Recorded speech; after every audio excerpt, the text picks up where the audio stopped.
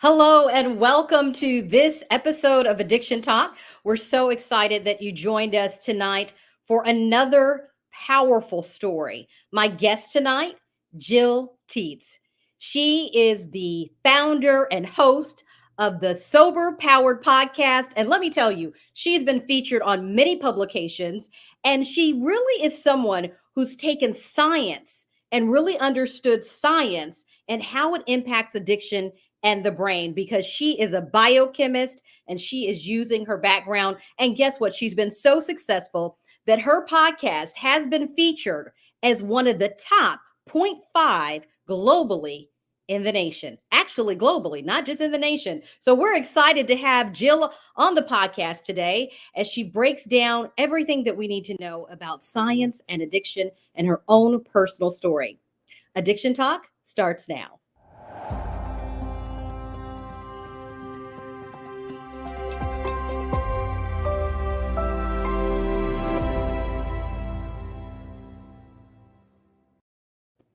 Well, we're so excited to have you, Gill. We just saw your great background, what you've been able to do, how as a biochemist, you've really been plugging into science to understand addiction and your own personal journey. So welcome to Addiction Talk. Thank you so much for having me.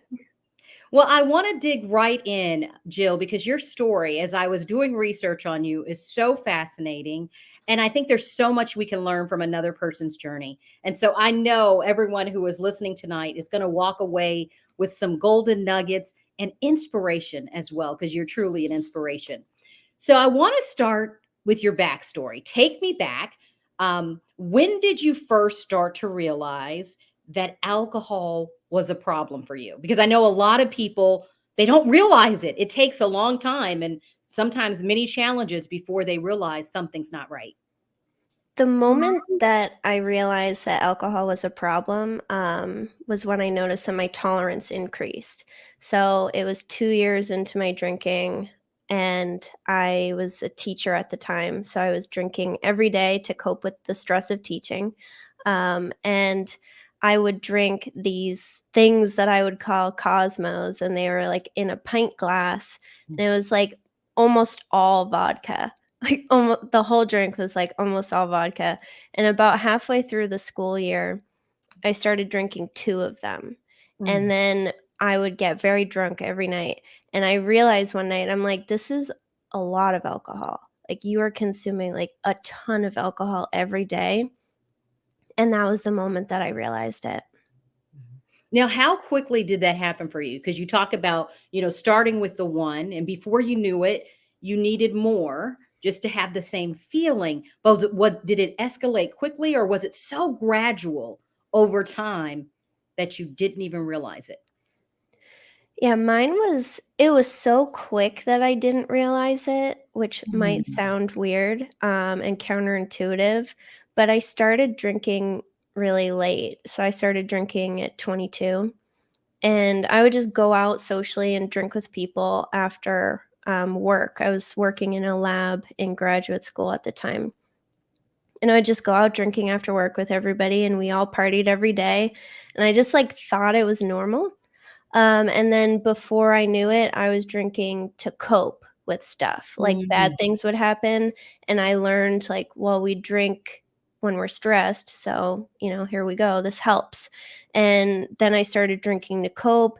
And then before I knew it, it was just something that had been built into my life. Like by the end of that first year, I was drinking every day for any reason. Like anytime something mildly uncomfortable would happen, I would drink at it. Or if someone would upset me, I would drink at them. And it just was normal. And I got engaged to my husband at the end of that year. And he grew up around heavy drinking. So he thought my drinking was completely normal. And that was also a big contributor. Like no one thought what I was doing was weird or different. So we just thought like adults grow up and they just drink every day. That is so interesting, because sometimes with society, we've been so acclimated to people drinking that people don't even often realize it's a big deal. So what let you know? I know you said you started to consume more, but what let you say this is a big deal? this isn't normal. My husband may not recognize that other people I'm hanging out with, but something in my gut is telling me something's not right. I started questioning that something wasn't right when I wouldn't be able to stop. And everyone I knew could stop and switch to water. My husband would stop drinking and take care of himself and switch to water.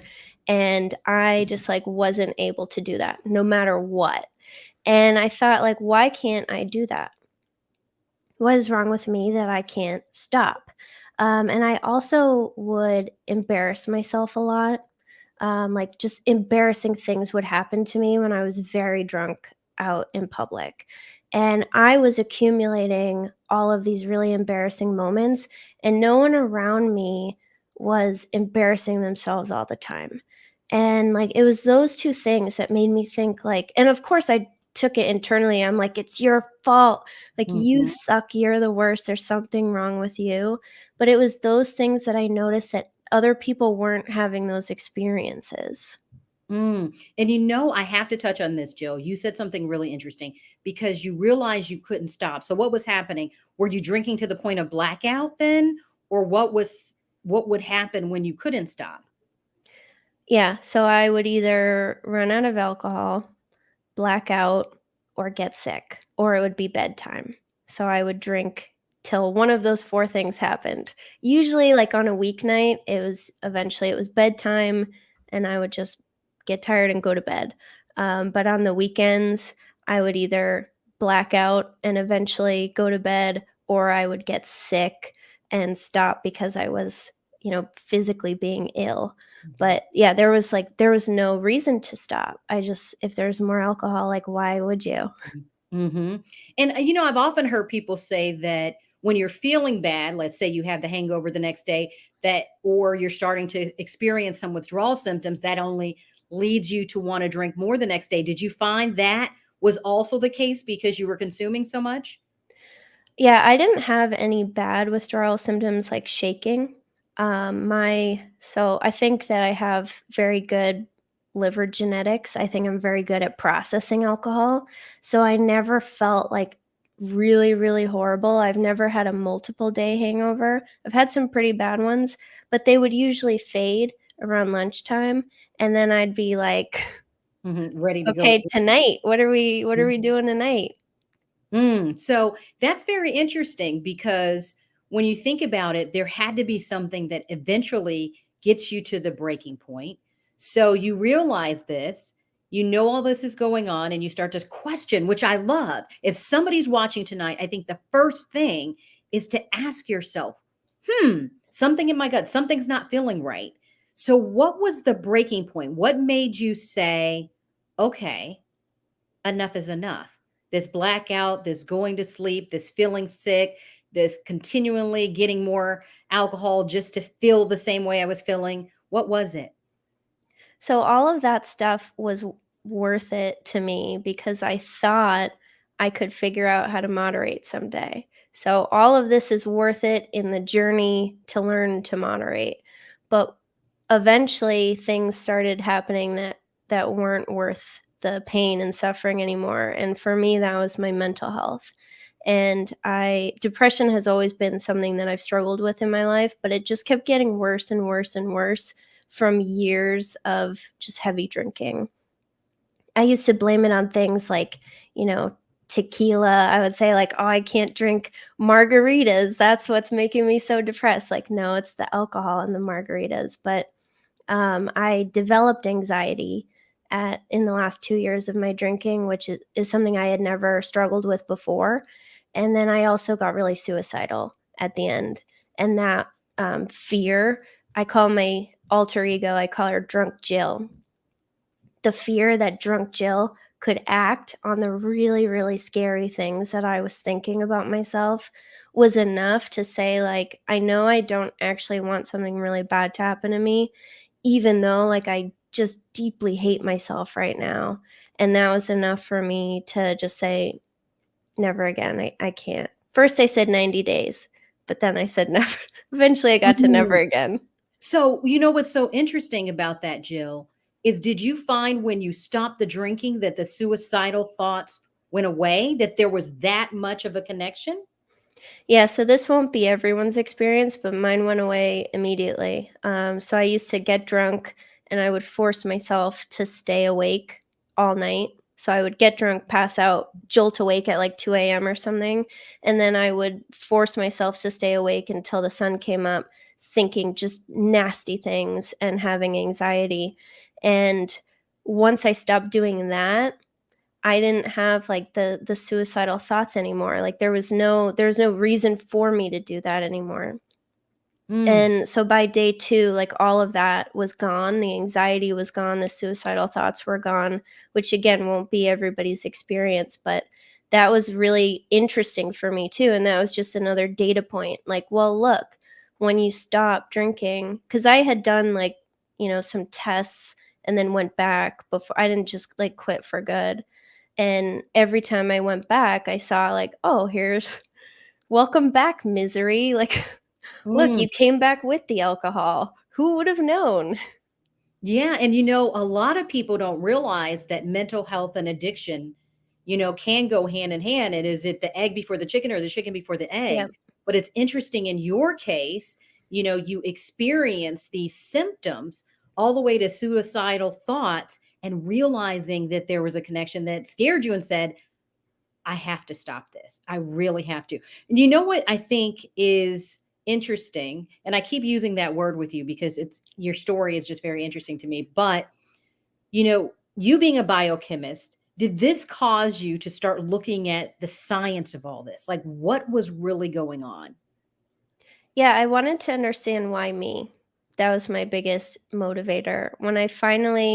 I wasn't interested in why me until I finally quit. When I was drinking, I used to take my research skills and try to research how to moderate my drinking. Um, but when I quit for good, I wanted to understand, like, why did this happen to me? Like, why me out of all the people in the world, out of all the drinkers that I see in real life? Like, why me and not them? Mm. And I really believed like it was because I was a loser who had no self-control and, no willpower, like all of these things. And I just wanted to know if that was true. That was my only goal. I just wanted to know what the truth was. So for my job, I was working as a biochemist at the time, and one main part of my job was to keep up on the latest research and be educated in the field of what's going on. So I just applied those same skills to addiction, and I just thought, like, let's learn. So I started learning about all of my experiences and why they happened, and then that helped me take the self-worth out of it, because the most harmful thing for me was all the self-hatred and making it a morality thing. And the more that I could educate myself, the more I understood, like, it's not like me, you know? Was that, when you said you did the research, was that your biggest aha moment, realizing it wasn't you, or was there anything else that made you go, wow, that you had never thought about as you start digging into the disease of addiction? I think my biggest aha moment was when I learned that alcohol doesn't feel the same for everybody, because I would see these people that would leave half a drink behind at the bar, and I'd be like, "What is wrong with you?" Or like people that, you know, didn't feel like drinking or something, or people that would like have one and stop. I'd be like, "What's wrong with you? Like, why don't you like this thing that's so amazing?" And I learned alcohol doesn't feel the same for everybody. So for them, it doesn't feel like the most amazing thing in the entire world. Why would they want to drink 1,000 drinks every day and feel as horrible as I used to on a daily basis? So learning things like that was so fascinating. And I think the other big one was like why we have anxiety in the middle of the night, because I used to have that anxiety and I'm like, oh, great. Here's another mental health problem, for my collection of things wrong with me.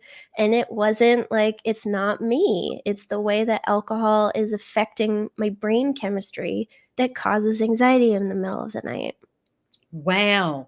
So in looking at this, you start to discover all of these like little clues or insight, I would say, about how this disease affects people and it affects the brain. Because prior to this, did you think about it being a disease or a brain disease? No, I thought that it was something that happened to weak-willed losers who let it. I thought they let it happen. And like when I started drinking, I said like, I'll never let that happen to me, which I'm sure has been the famous last words of many people. And I thought it was something that you allowed to happen. And then you have this big problem, and like I still had compassion for people that struggled, but I leaned more towards like the choice side of it. And then when I started having my own problem, I was like, oh my gosh, like I believe all of these horrible things. And that was why I had such an identity shock that just turned into all of this hatred for myself. And how did you begin to, even in, once you got sober and you started realizing more about addiction, how did you unpack that hatred towards yourself? Because I know you've said it previously on some of the stuff that I've listened to, that just because you got sober, I know you said the suicidal stuff went away, but you still realized that there was so much you had to unpack. That's the hardest part. When you get sober and you're like, I did it, let's go, like ready for my pink cloud, ready for all of this amazing stuff. And then, you get some good stuff, but there's a lot of bad stuff that just kind of hangs out too. And what I had to learn is that I didn't have any skills. The reason that I drank 100 drinks was not because I was a loser who chose to do that and whatever. It was because I had no skills. I never learned any coping skills. I didn't know how to take care of myself. I was very emotionally immature.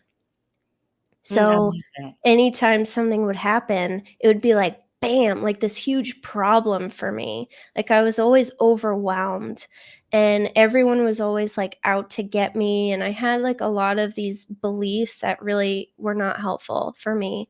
And I had to learn just how to deal with a feeling. Like, what do you do when you're upset? Mhm. Because all I did was drink when I was upset or eat. And you can't do those things anymore. So, like, now what? Like, that was the hardest thing for me when I started being triggered in sobriety and I would get like very upset very quickly. My first thought would be like, let's go get drunk and ruin our life. And then, like, sober Jill would come in and she'd be like, "We don't do that anymore." So then I'd start like going through a list of things and being able to build up that list and take the pause to actually think through the list and not just drink. Those are the skills that take time to develop, and just like learning how to deal with anything. I had no skills. I felt like a baby. Mm. Well, Jill, you're going to have to give me a couple of those skills. Some of the things that you found that worked, because I thought that was so powerful. What you said is realizing that all this time that you just didn't have the skill set or the skills to be able to navigate things that were popping up in your life or things that were happening. So tell me, tell our audience maybe two or three things that you found when you get to that moment and sober Jill shows up, what she's saying or what she's telling you to do. Yeah, so the first things that my mind cycles through are self-destructive bad things because drunk Jill is looking for instant gratification and just make this go away right now. So once you get through those thoughts, then you start listing out the stupid stuff, like the eye roll stuff, like journaling and take a bath or call a friend or go on a walk or journal. I think I said that one, but that one's Mhm. extra dumb sometimes. And you're like saying these things in your head and it's just like, ugh, that's not going to help. And then you get to one that you're like willing to try and Mm. you do it. And for me, I call it the rage walk. That's my secret tool for sobriety, but I call it the rage walk. And what I would do is I would put on really loud music and I would just like stomp, like literally stomp around the neighborhood. Like if I was at work at the time, I would put on headphones, which signals like, don't talk to me. And I would just like go work in the lab. So I think finding something that's easy that you can just do really quick like that helps. But another one that I like is situation selection. That's a simple one too. If you are getting a craving to drink every time you hang out with a specific person, or every time you take this route home from work, or like every time you get something specific for dinner, or every time you're trying to cook. Situation selection is all about like not putting yourself in these triggering situations until you can learn how to manage them. Like cooking was really hard for me when I quit drinking, and is still a challenge. And I just chilled on the cooking when I first quit, just chill. And the last one is called like reframing, or if anyone's Googling it, it's called cognitive reappraisal. And it's basically just looking at your thoughts and trying to play devil's advocate with yourself and thinking about it another way. So often we get upset about something because of the meaning that we have assigned to that thing. Like my biggest trigger is people either saying or implying that I'm stupid. So if somebody does something to trigger that, I like instantly get very overwhelmed. But what I realized is sometimes someone says something and I have decided that means they must think I'm stupid, but no one said anything about it. So sometimes reframing your situation, like when we think our boss must be mad at us or something, because they didn't send an exclamation point after their email, like reframing that, like, are they mad at you? Have you done anything? So trying to see that like your thoughts aren't always correct. And sometimes we look at a situation and assign meaning to it and determine what's going on, and that's wrong. And what helped me really be able to do that, and now I can do it for myself, is asking other people. So I would talk to a friend, or I would talk to my husband, and I'd say, here's the situation. This is what this person said. Usually it's another person. And then I would say, what do you think? And it's someone who's not involved in the situation at all. And they would give me feedback. They'd be like, I don't really think that's something that you have to care about. And every time that happened, I would think like, wow, really? Like, they don't even think this is a thing. Like, they're not offended like me. And it just helped me consider another perspective. So don't assume your immediate thoughts about situations are correct. Oh, that's so good. Well, I have to piggyback on this and ask you, how do you know it's a trigger? Because, as you said, real because cooking is something that you probably did all the time.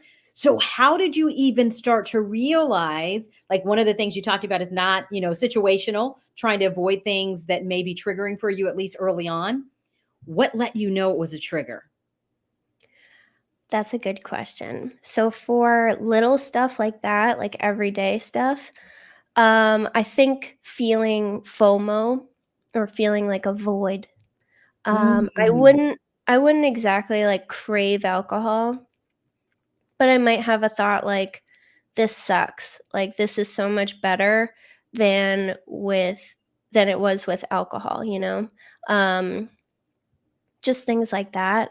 And like TV was a big trigger for me because I used to Mm. just get drunk and watch The Bachelor. So The Bachelor specifically was hard for me to watch without alcohol. So I think anytime you're like kind of feeling this like FOMO, like void, you should reflect on what you're doing.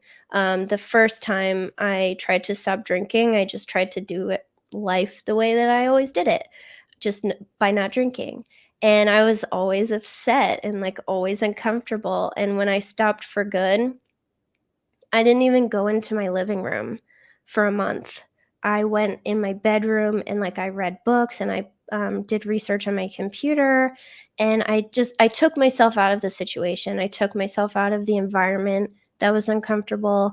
I eventually was able to watch The Bachelor again, but I think you'll just feel like a discomfort. And I think if we keep doing those things in the beginning, before we like know how to cope, then they'll start turning into cravings to drink. So I think just avoiding discomfort as much as you can in the beginning. Jill, Girl, you just dropped such a golden nugget because somebody might be thinking, well, I feel uncomfortable, but I haven't had the craving to drink yet. But really tuning into yourself. And that's why you're a scientist, girl, because you really paid attention. And sometimes we're going through the motions, but we're not really paying attention. And I think in those early days of sobriety, the fact that you had wisdom to be able to go, wait a minute, when I watch this show, I don't feel good right now. Or when I'm cooking, something feels off. So maybe I need to watch this. And I think that's a great strategy for any of the people who've been listening. I know we've had people already chiming in, making comments, Jill, about how you're just giving them so much insight tonight. So I think that is so powerful, what you've been able to share. One of the things I also wanted to touch on is you had talked about previous, one of the things that you learned is about how nightmares and alcohol and just some other neat things that you've discovered. Tell me about that, because I think a lot of people think if I have a dream about alcohol, does it mean anything? Does it mean I'm going to relapse? So share some of the other interesting discoveries that you've made. Yep. So there we go. There's a example of assigning meaning to a situation when you could reframe it and say, no, that's actually something that happens to almost everybody in early recovery or long term. Some people get them long term. But basically, when you drink, you're not like sleeping, like when you pass out from drinking too much. It's more like going under anesthesia. You're just kind of like clicking off. You're not sleeping and resting. And what alcohol does is it suppresses REM sleep, which is where we dream, which is where like a lot of the brain recycling and restoration like occurs. So that stuff isn't happening as much. And because alcohol is a central nervous system depressant, it's depressing all of that. And when you stop drinking, your brain is actually going to go into something called REM rebound, which is like super REM. So you're not just going to get normal REM, you're going to get extra REM. So a person in early sobriety will have more REM than the normal person. They'll have both more REM cycles at night and they'll stay in those cycles for longer. So if you're having more REM and you're having longer periods of REM, you're more likely to have very vivid dreams. And I'm very prone to nightmares. So I was having some vicious nightmares in the beginning when I started dreaming again. And along with REM rebound and early sobriety, you're also like really weird about not drinking. It's like kind of a thing that you're doing, but you're like, is everybody going to care? Like, how do I do normal life? Like, am I really never going to drink ever again? And you're thinking about it a lot. So And the because subconscious.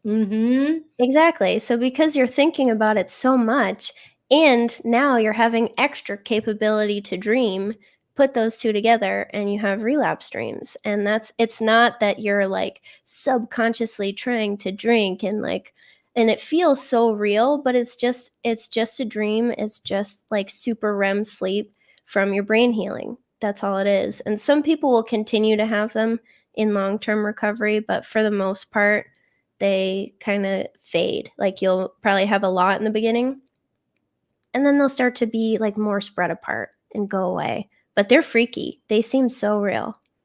Wow. Jill, you are a wealth of knowledge. I know some people may have some questions. So while we're going through this, if you do have a question, drop it into the chat. As we get closer to the end of the discussion, we'll allow Jill to answer any of the questions that may come up. But one of the things is, Jill, just with you being a wealth of knowledge, being able to share that led you to your podcast, Sober Powered. I mean, I love the name. First of all, like you're powered by sobriety. So come on with it. But two, on top of that, you've been so successful in it. And I mentioned this at the beginning that your podcast ranks in the 0.5, not even 1% of top podcasts globally. So you're making a difference. So, how did you even get to the podcast point? Did you find you were doing so much of this research, girl, that you're like, I've got to share this knowledge, all this stuff that I'm uncovering? That's exactly it. Yeah. So I would work all day and then I would come home and read and learn. And it was helping me so much that I thought other people need this information. I thought that, I know how to find this information. I know how to understand this information. I have a lot of time. I'm not a parent. I have a lot of time to read the information. And I thought, like, this would help people who don't have that time and those resources to get it for themselves. So I thought, like, how can I share this? So I think I was around like 8 months sober, and I just like woke up and I was like, I gotta share. I gotta tell everybody. And I thought, like, okay, blog, maybe, podcast, or YouTube channel. Those are the main ways you share. And podcasts are what helped me in the beginning. I binged podcasts in the very beginning because I didn't know like really what else to do. So that was a private way to get some support. And I didn't know what I was doing, but I figured it out, and it's been really fun. Why do you think there's such a hunger for this? I mean, the fact that it's blown up. I mean, I know your content's great because I'm just sitting here learning from you. I feel like I could learn from you all night. But why do you think it went that viral? I think that one thing is because I was willing to do the grind. I think I spent a lot of time working on it. So anyone who's trying to make content, you gotta do the grind and put your time in, and your stuff has to suck for a while before it gets good.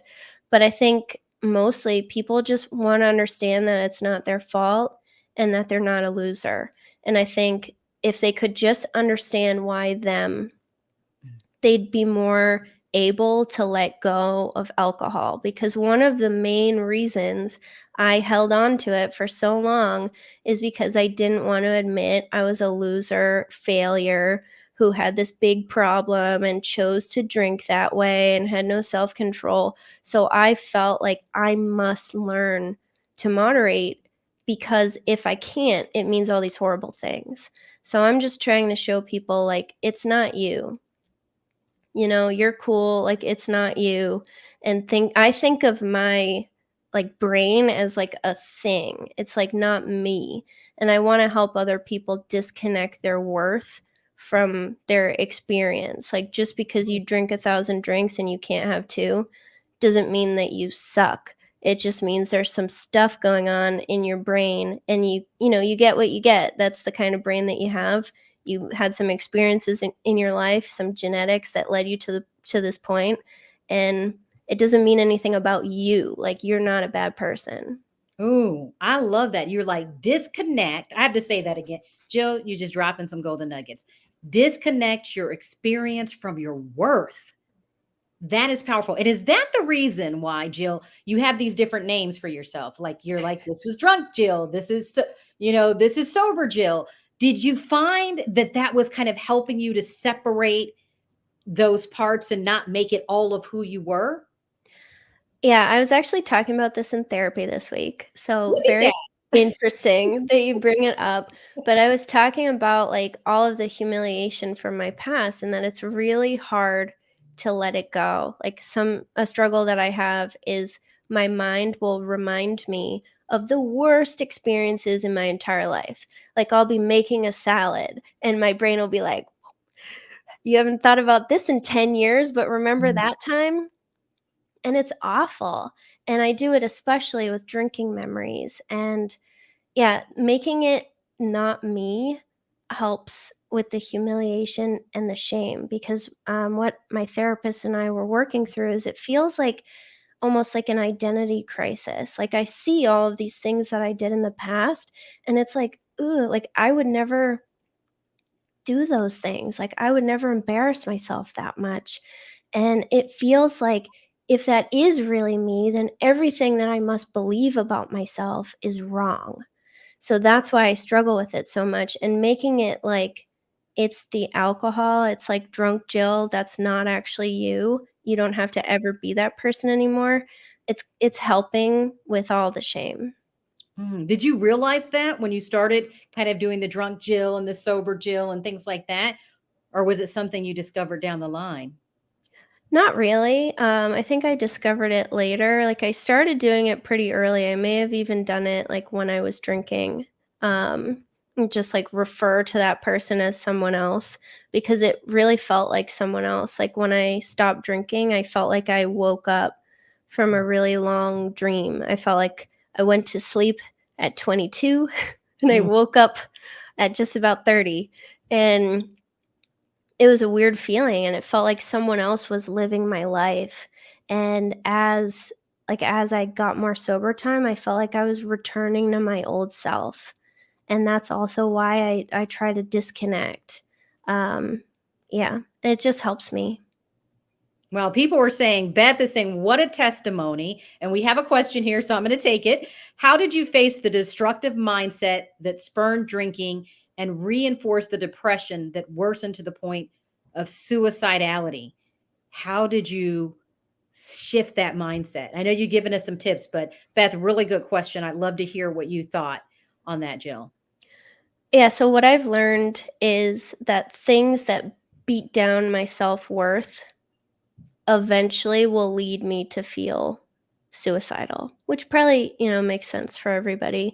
But I have learned to be like very aware of things that impact my self-worth and how I deal with them through, the strategies we talked about earlier, or just by situation selection and not, involving myself in that anymore if I can.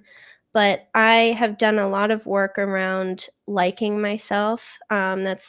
That's something that I had never achieved before drinking. I never liked myself, which is why it was so easy for me to drink all the time. And I think I was around 6 months sober when I finally gave myself a compliment for the first time, in the mirror, just little things like that. But just learning awareness and learning how my mind works and trying to disconnect my worth from everything. I linked my worth to everything, to how excited my husband was when he saw me after work, or how my boss's attitude for the day, or my level on the career ladder, how many degrees I have, if I, my drinking, my So everything was weight. personal.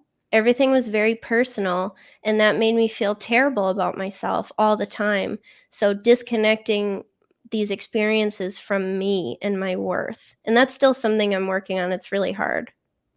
Now, did you do affirmations and stuff like that? Because I've heard people say in terms of trying to build your self-esteem, because like you said, if you're having to shift that mindset, how did you start to shift that mindset? I know, of course, therapy was a big part of that, but was there anything else that you implemented in your day-to-day that helped with that mind shift from those behaviors? The thing that helped the most was not drinking, and keeping a small promise to myself every single day. Because when I was on my moderation journey for 5 years with no success, I used to wake up and I'd be either say, I'm not drinking today, or I would say, I'm only going to have 2 drinks and stop. And then, I would do neither of those things. And that just makes you hate yourself so much. And it got to the point where I would be trying to set a goal, and I would talk myself out of it before I even finished the thought. I would start thinking yeah, right. You're not going to do that. Are you kidding? And start beating myself down. So when I stopped drinking, I kept one little promise to myself every single day. And I proved Mm. wow, I didn't drink for 2 months. And my husband would hype me up. He's like, do you know anyone that hasn't had a drink in 2 months? Come on. And it made me feel what else can I do? And then I started doing other things, and often when we have very low self-esteem, we sabotage ourselves because we don't want to risk failure and proving those beliefs right. So we sabotage, and so we're safe. So I started taking more risks and putting myself out there and working harder and being consistent in whatever I did. But it started with that very small promise every day of, I'm not going to I drink. love that. I've heard people say just like a habit of making your bed, I'm going to make my bed. Yep. You build, it's almost like you're building trust with yourself. Yep. And then that trust building with yourself says it starts to boost your confidence. I think that is such a great technique that you've shared there. So, one of the other things I thought that you said early on that may be beneficial for a lot of people is consuming sober content. That's one of the reasons why we have shows like Addiction Talk or your podcast, like Sober Powered Podcast. But in early recovery, or even when you were thinking about it, you said that can be instrumental. Why do you think listening to stuff listening to the content or people's journeys can help? Because we think we're alone. We think that no one has ever experienced what we've experienced. No one could ever possibly understand what we're going through. No one on the planet for all of time has ever felt the way that we feel. And then we isolate, and then we just keep drinking and hating ourselves. But if you just lurk in a Facebook group, listen to a podcast, follow some pages on Instagram, whatever, read a book, you're going to see someone's going to say something really small, tiny little detail of their drinking. And then you're going to be like, oh my God, me too. Like they did that. Me too. And you're going to start looking up to people. There's some women that I really admire in the sober community. And sometimes they'll share pictures of themselves when they were drinking. And they share stories about really humiliating experiences. And I look at them and I'm like, I don't think she's a loser. I don't think anything badly of her. And it makes you kind of look at yourself different. So it's two things. It helps you with not hating yourself and keeping that shame cycle going. And it helps you see that maybe other people can understand. Maybe someone else has experienced this, because even down to the tiniest details, somebody has experienced it. I think that's huge. Just knowing you are not alone in this, and just hearing something small, like you said, how that encouraged you. And hopefully, something you said, hopefully, I know something that you said tonight, Jill, really impacted or made a difference for somebody. And so, as we wrap up this discussion, if we don't have any other questions, I wanted to take me through. You talked about finding that rage walk.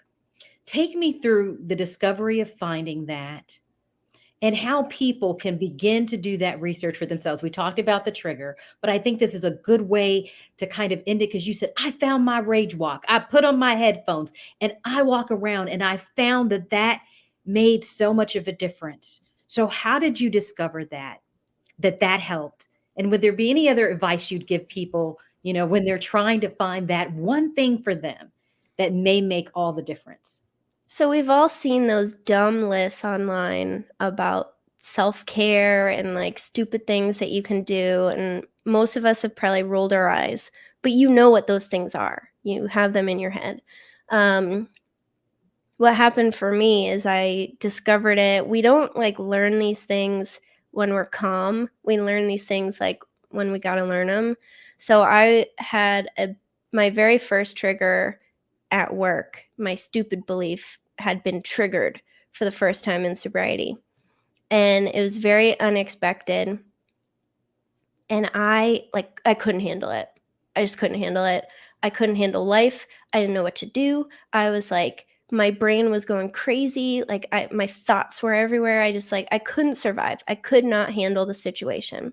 And I was like, I just want to get drunk and ruin my life. And I started fantasizing about how I would get drunk and ruin my life. And my mind was no one will know. Those things, those really dangerous thoughts. And then I'm like, no, we don't do that. And then, all the tools and all the work started to come in. And then I'm like, well, what can I do? I'm freaking out. What could I possibly do? And I started just listing off stupid stuff in my head.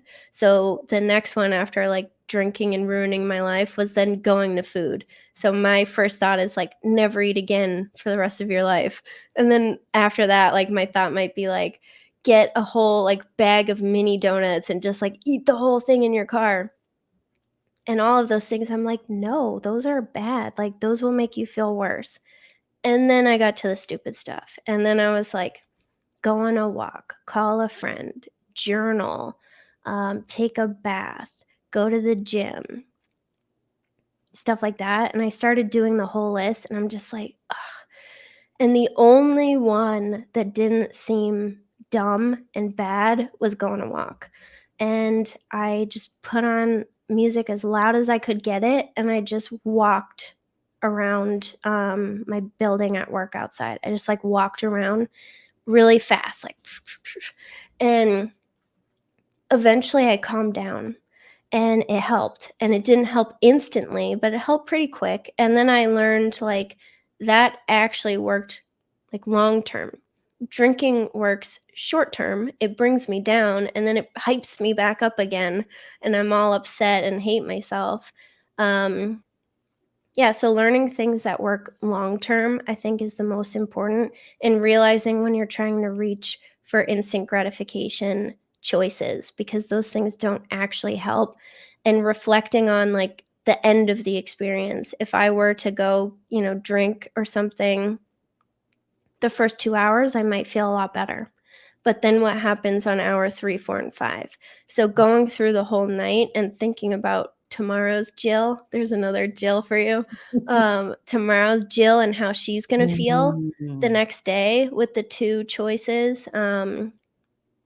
Yeah, so that is what helped me the most, is doing just really stupid eye roll stuff and giving it a chance and learning like kind of why these things upset me so much too. And yeah, I think it starts with awareness, and if you can't be aware of why you're upset, you're going to have trouble to go to this next step. So if you are getting very upset and then you're drinking, do like a drinking postmortem afterwards. So look back and don't try to like throw away like, I'm a loser, I'm the worst, why do I always do this? I'll never, have a good life. Throw those away and think instead like, what got me? What happened right before I drank? Who hurt me? Like, ask yourself these questions, and then you're going to identify the trigger or the person.